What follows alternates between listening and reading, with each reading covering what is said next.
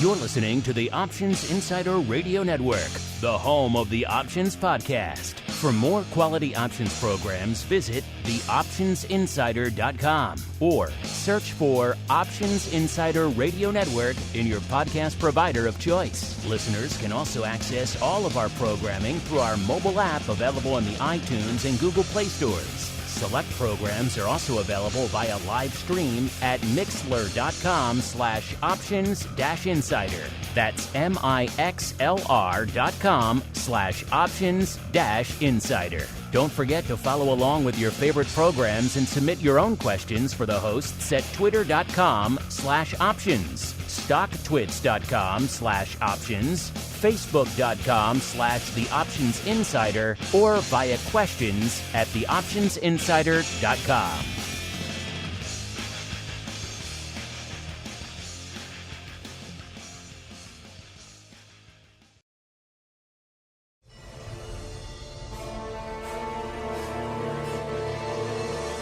You wanted it. You got it. A radio program that helps teach you options trading inside and out, basic to complex. This is Options Boot Camp. Whether you want to learn how to protect your portfolio, generate income, or even become a master of volatility, your Options Boot Camp drill instructors, Mark Longo and Dan Passarelli, will break it all down for you. If you trade options, you want to be smart about every decision. So why not choose the smartest platform for your trades? At public.com, you can view upcoming earnings dates directly in the options chain. You can queue and execute multiple orders simultaneously. Easily view contract performance over time. And if you have a question about any stock, you can ask Alpha, their AI for investors. But want to know the smartest part of trading options on Public? Earning rebates on every single contract traded. No other platform provides options trading rebates, and they reduce your trading costs to less than $0 per trade. So, make the smart move and switch to Public.com, the only options trading platform where you can earn rebates on every single contract traded. Paid for by Public Investing. Options not suitable for all investors and carry significant risk. Full disclosures in podcast description. U.S. members only. Fall in boot. It's time to get into peak options trading shape. It's time for Options Boot Camp. All right, everybody. That music means we are back. It is time to roll out the red carpet for a little bit of Education Wednesday, because it's time for Options Boot Camp, the premier options educational program. My name, of course, Mark Longo from theoptionsinsider.com, as well as from the network upon which all of you folks are just binging. Go ahead, binge away. There's more bandwidth where that came from. Dan happily pays for all of it for you folks. So go ahead. Drain his pockets. We're okay with that. Hope you're having a good trading week out there. Of course, right, recording as we are wont to do these days a lot, it seems like, on another Fed day. So we'll see maybe if the Fed can add a little juice to what's popping off out there, and already just an explosive upside day in the markets. But enough about day-to-day trading stuff. Of course, I know a lot of you come to this show weeks, months, even many years down the road. So let's get into all of that goodness. Of course, if you want more goodness in your lives, make sure you've listened to Boot Camp, that you've upgraded to the full network. Wherever you get this podcast, it's available just about everywhere the sun shines these days. And of course, if you want more in your lives, you want to join us for, let's say, the awesome pro Q&A we had yesterday with our buddy Mr. Dr. Vix, a.k.a. Mr. Russell Rhodes, who disclosed some new research he has on unusual activity and weekend trading and everything else, just for our members, as well as tackled a whole bunch of your vol-related questions. If you like that kind of thing, if you like asking questions of people like that, plus, of course, you like a little bit of unusual activity sprinkled into your week as well. And today is the last day of July, so your last day to get in, get your name in the hat for the July Pro Trading Crate. Only one place to go to do all of that, theoptionsinsider.com/pro. Or for you cool kids listening, yes, you, not the guy behind you, /secret club. That also works. And of course, if you like what you hear, throw a like, a star, a comment. All that does help. Like this week's 5-star review comes from Anthony. He says, just bring us more.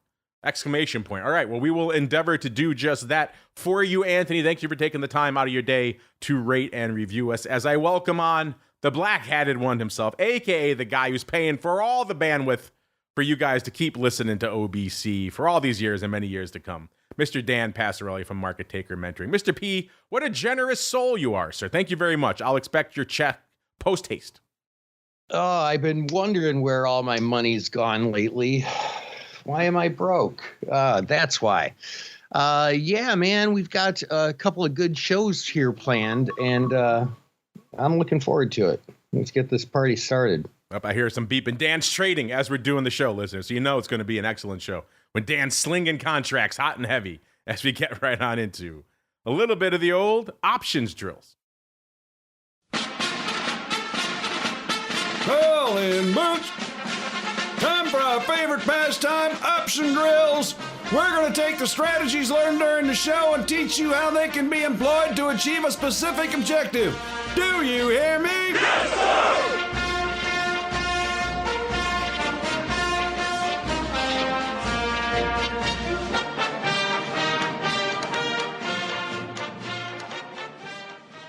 Gotta love that music every day, just like 4th of July here on the old Options Bootcamp. Welcome to some Options Drills, of course, the portion of the show where we break down an option concept or technique or strategy in a little bit more detail and explain how you can utilize it really in your portfolios and maybe how some of the pros like to use them as well. By the way, I neglected to mention at the top of the show, this is a doubleheader. So if you're joining us live via the Pro, A, welcome, and B, you're going to get 2 episodes in your ear holes today. All you on-demand folks will have to wait for episode 2 to hit next week. But options drills, Dan, a lot of topics we could talk about out here, but this one kind of resonated to me. We hit on it. I think it might have been your question of the week last week. Might have been a listener question. I lose track. So many questions come flying fast and furious at us these days. But we got to the topic of broken wing butterflies. And it got me thinking, you know, we've done flies many times here on the network and probably are due for revisiting those as well. But we thought it might be a good time to go a little bit deeper with the old broken wing fly. So Dan, you were talking about these last week. Let's play a little word association again. When I say broken wing fly, sir, what leaps to mind? Why do you love them and or hate them?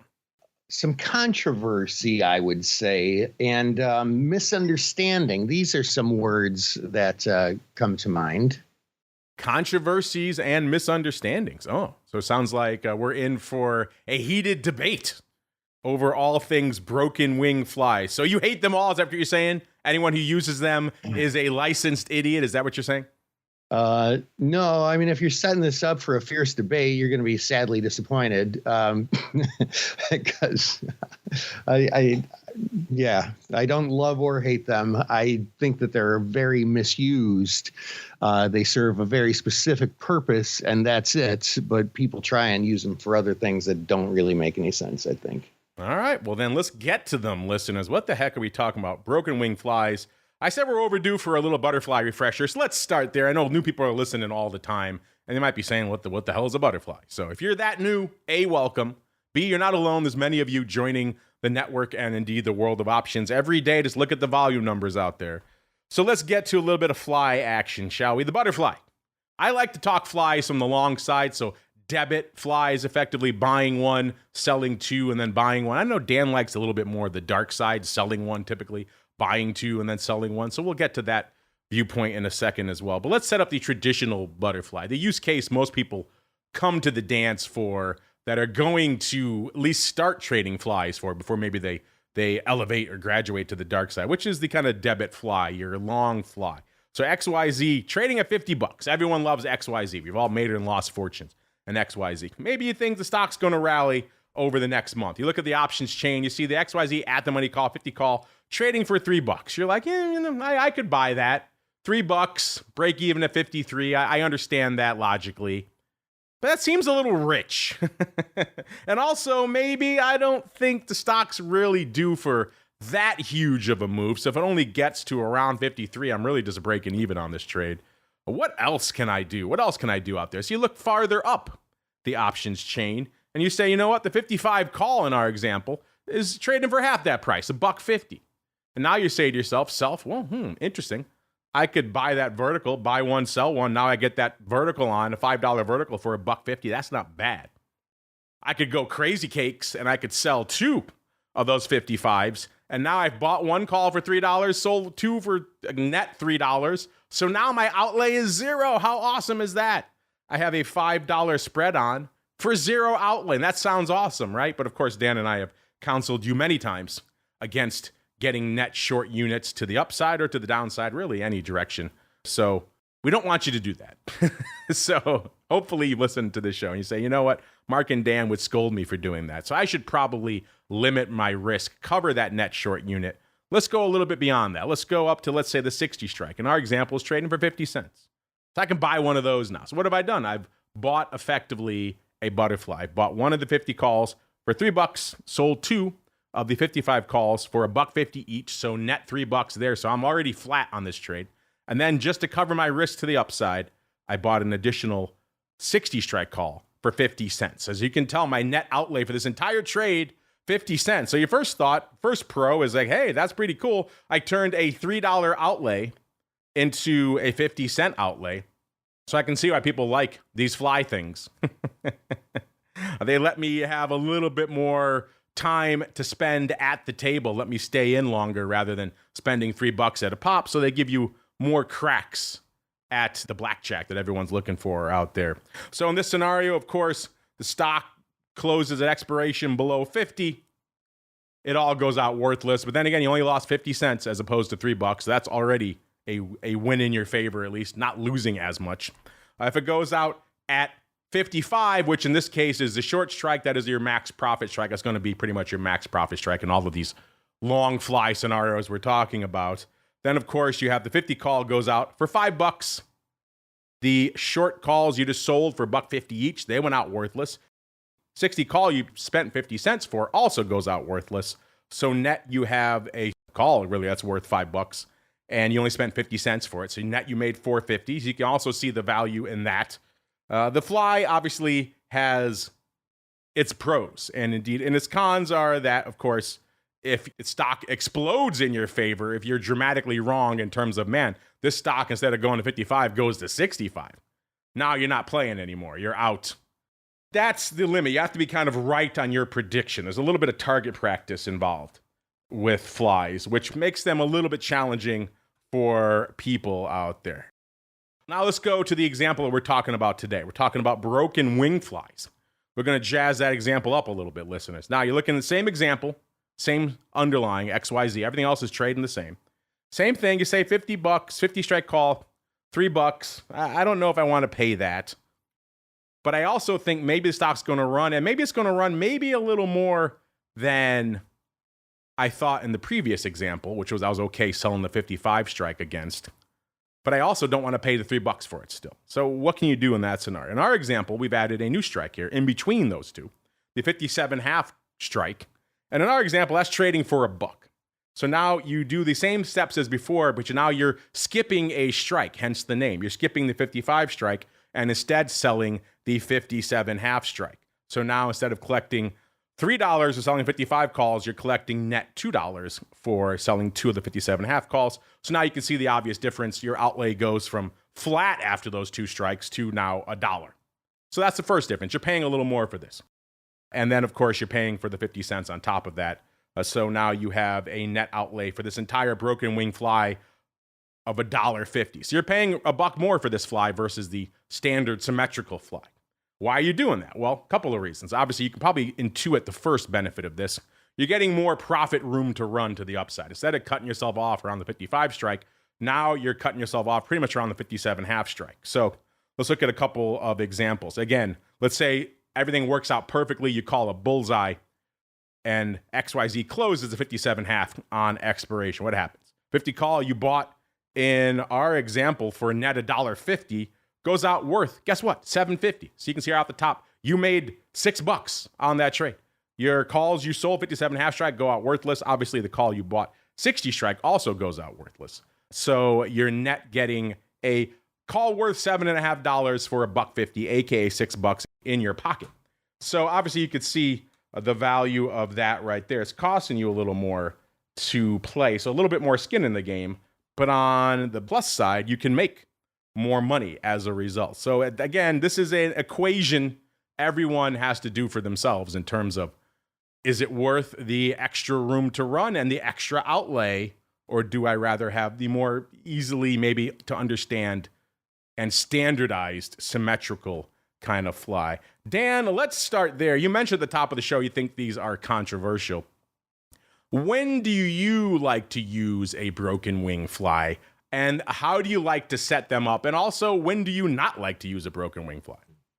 Well, my main use case for broken wing flies has nothing to do with what you just said. My main use case is when I want to put on a butterfly, but maybe the stock is at, some sort of key level, like 100 or 50 or 200, which are often levels where the strike increments change. Maybe they're $1 increments below 100, but they're $1.50 or 200 above 100. So in those scenarios, when I want to put on a regular butterfly, but the strikes that I want to use just don't exist, then I get forced into using a broken wing butterfly. And to me, that's the most common use, because I would say it is pretty seldom when I can make sense out of looking at a P&L, diagram of a broken wing butterfly and say, yes, this is exactly the risk reward I want. Usually I feel like it doesn't make any sense. I feel like there's usually a better way to trade it than accept a whole bunch more downside risk or upside risk, as it were. And then, maybe barely making anything if it goes the other way, or, I have a hard time seeing the use case for a broken wing butterfly most of the time. Sometimes it fits like a glove, but most of the time, no. And it's funny because you and I come at butterflies from two diametrically opposite viewpoints, which is funny because I can't remember the last time I did a short or a credit fly. I see the use case for them. They're great. And maybe in some near data stuff, which maybe we'll talk about on a future show, maybe that might be an interesting discussion. But, I usually use them for the deb. I like the long fly. You come at it from the dark side, Dan. Why do you like flies that way? Why do you like the, traditional credit fly, sir?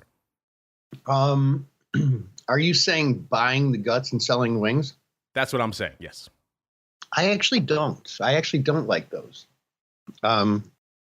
Usually I think that there's not a good use case for those either, because basically what it is it's a straddle, but you truncate your profit potential.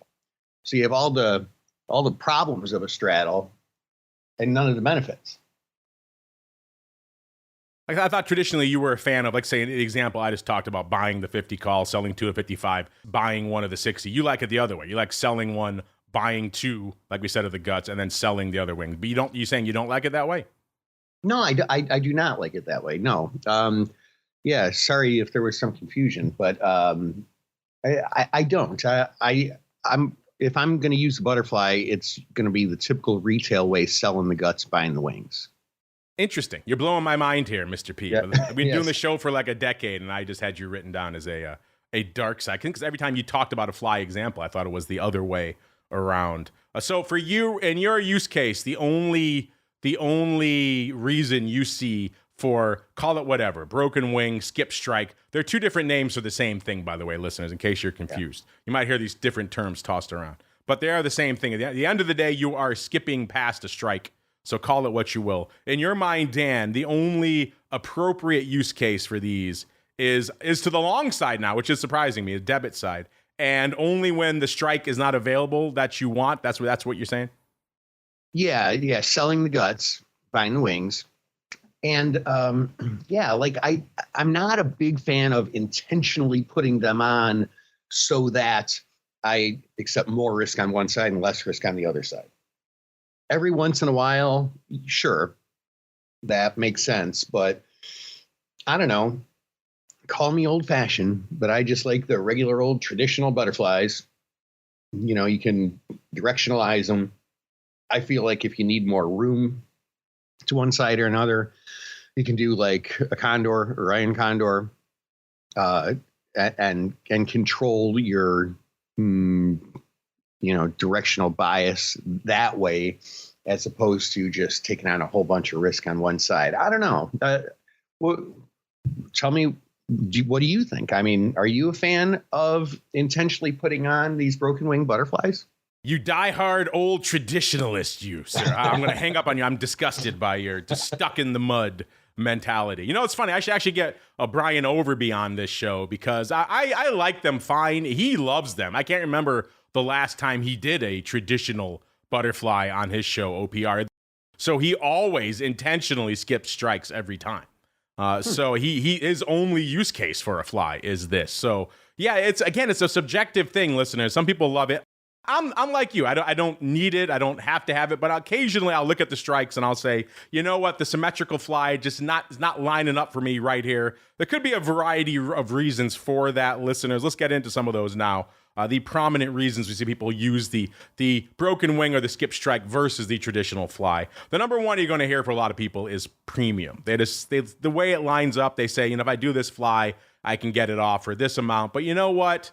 Maybe if I structure it this way, I can get it a little bit better the way I like it.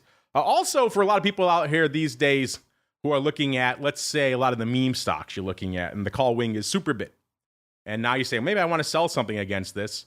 Maybe I want to sell two things against this, but I also don't want, unlimited risk. I'm going to have to buy something farther up the chain in case, the next GameStop or AMC pops off. But you want to get maybe a nice vertical or nice upside bite at the apple without shelling out an arm and a leg. That's a use case where a skip strike fly could actually be useful because you can take advantage of that very, very aggressively bid call skew to push your short call strike much farther out than you would traditionally go, give you a lot more room to run on the upside. And because that call wing is so big, you could still probably get a decent amount for selling those calls and end up making your upside call purchase not as onerous out there. So that's a use case we've seen a lot out there. Again, you have to have the other leg to buy against it because otherwise you could get run over. No net short units here on the show. But that is a use case I've seen people use back in 2021. And again, these days, as we're starting to see some heavy call skews, even in the Russell 2000, an index that was getting bid from a call skew perspective recently. That could have been a use case you could have used out there as well. The other way, I know Brian is always doing skip strike flies, and the use case he always used to set it up for was the at the money straddle. He would look at what they're pricing in. He'd usually do them around earnings too, and he would typically say, okay, here's what the market is pricing in for at the money straddle. That's how much movement they're pricing in. So I am going to structure my fly that way. So I'm going to make my short leg, the guts, the two you're selling, listeners, at wherever the straddle is. Let's say in our example, XYZ trading at $50. Let's say the at the money straddle was $7. So in our example, he wouldn't sell the 55 strike. That would be within the realm of that straddle. Instead, he would skip that strike and go to the next one that lines up better with the at the money straddle, with what the market is actually pricing in. So he would sell the one we chose in our example, the 57 half strike. So there's a variety of reasons why people choose to skip strikes, but they all lead back to the same methodology at the end of the day, which is you're not doing the traditional symmetrical fly 1 by 2 by 1 on all the usual strikes. You're playing with that middle strike a little bit. You're playing with the guts, or as someone was recently saying to me, the thorax. I haven't heard that in forever, but the thorax of the fly. You're moving that thorax around, wiggling that thorax. As a result, you can get some benefit from it. So Dan, what are your thoughts on those? Maybe taking into account the at the money straddle and using that to dictate your guts or your thorax strike. I was like saying thorax. Or maybe, some of these heavy call skew names, trying to take advantage of some of that, give yourself more room to run. What are your thoughts on those use cases for skip strikes? I mean, I don't know about the straddle. I'm having a hard time wrapping my head around that one. I mean, maybe taking advantage of skew, but I mean, here's the thing too. So, but I mean, for me, the thing with butterflies is if I'm going to trade a butterfly, it's going to have less than 10 days until expiration. I feel that if you trade butterflies with more than 10 days, you keep all the risk, but you don't get the reward.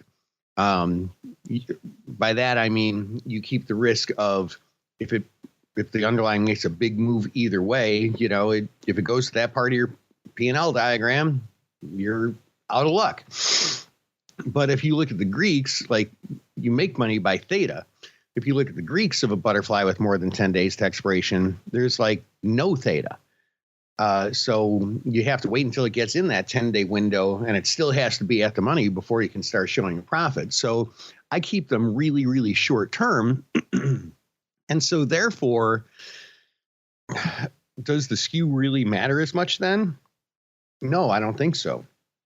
I mean, it might. You could model it out and take a look, but while the skew gets more extreme as we get in that last week and a half, the options, the out of the money and in the money options have so very little time value that it just really doesn't matter that much. So I don't know. I mean, for me, none of those reasons are really resonating that much.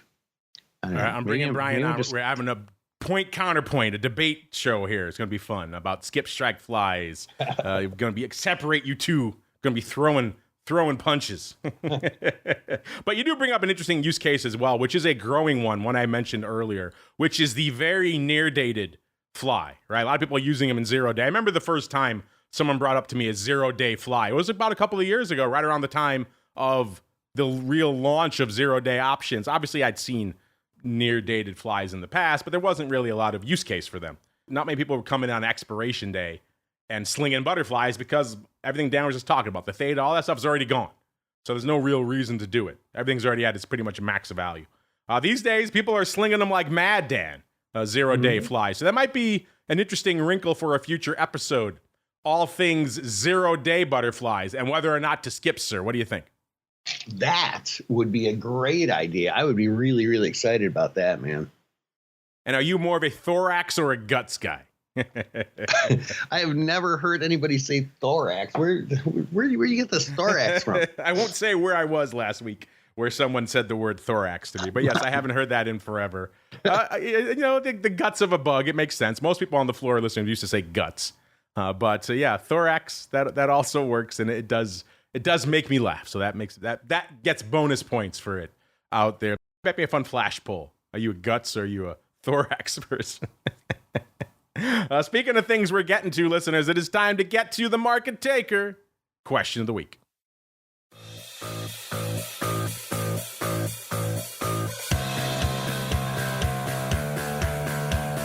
And now, it's the moment you've been waiting for.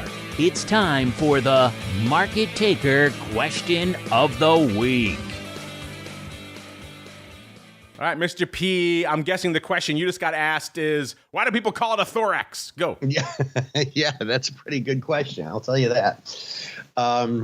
No, you know, this is kind of an interesting one. So with the likelihood of interest rates changing again, probably getting closer to reality, do I have to start looking at my row on option positions that I have on? So the answer is probably not, but maybe. If options are very, very short term, I mean, if they're less than a month, man, it's just not going to matter. But if you're playing in the leaps pool, then yeah, I mean, that might matter. Options that have a real long time until expiration, those are going to be affected greatly by interest rates changing. But the shorter term ones, no. So if you're doing a lot of leaps, you know, some of these like poor man's covered calls and that kind of thing, it is definitely something to consider. But if you're just what I would call a more traditional option trader, you know me, I'm all traditional, then it probably doesn't matter. You know, it does matter, though, is guts versus thorax. I just put that out to a flash poll, Dan. We'll have some hard audience data as we roll into our second episode. All right, Mr. P, before we get out of here, sir, if folks want to debate guts versus thorax with you, where should they go? What should they do, sir? Email mark@theoptionsinsider.com. I'll take all those debates. Come on over to markettaker.com. Love to chat, love to help. We get people popping in all the time from this show and other places, and we'll welcome you with open arms to the family. And while you're checking out things online, make sure you check out public.com, the place to go to kick the tires and light the fires on their brand new options platform. Check out that rebate. A lot of folks I'm talking to are having a lot of interesting fun with that out there. Always nice to get paid to trade your options out there. You can also give them some feedback on their platform. It is evolving as we speak. That's why they're supporting a show like this. They want to hear from you folks. They, of course, want you to trade on their platform, but also they want your feedback. They want to hear from you what you see, what you like, maybe what you'd like to see them add or change. That's all valuable stuff at the end of the day. Public.com is the place to go. Make sure you told them you heard about them from us. That goes a long way towards supporting the show that's been coming at you for over a decade. And, of course, thanks to Dan for paying for all the bandwidth for over a decade now. Very nice, very generous. I'm looking forward to that huge check that will be arriving for 10 years worth of bandwidth at any moment. That is going to do it for us on the first episode of our doubleheader. If you're joining us in the pro, theoptionsinsider.com/pro, just hang out. We'll be back momentarily with your next episode of OBC. Going to talk about some covered strangles, listeners, and also get the hotly anticipated results of our thorax versus guts poll. I can't say it without cracking up. Then, of course, if you're listening on demand, it'll be available for you next week on Education Wednesday. Of course, the rest of the network always available for you throughout the week. Make sure you're checking it all out. And we'll see you back here in a few seconds for you pro folks, and back again next week, another episode of Options Bootcamp. Check out public.com if you want to literally earn money to place options trades. There are no commissions or per contract fees. And Public gives you a rebate of up to 18 cents per contract traded. Discover why NerdWallet recently gave options trading on Public 5 out of 5 stars. And start paying less than $0 to trade options. Only at public.com. Paid for by Public Investing. Options not suitable for all investors and carry significant risk. Full disclosures and podcast description. U.S. members only. You're listening to the Options Insider Radio Network, the home of the Options Podcast. For more quality options programs, visit theoptionsinsider.com or search for Options Insider Radio Network in your podcast provider of choice. Listeners can also access all of our programming through our mobile app available in the iTunes and Google Play stores. Select programs are also available via live stream at mixlr.com/options-insider. That's mixlr.com/options-insider. Don't forget to follow along with your favorite programs and submit your own questions for the hosts at twitter.com/options, stocktwits.com/options, facebook.com/theoptionsinsider, or via questions at theoptionsinsider.com.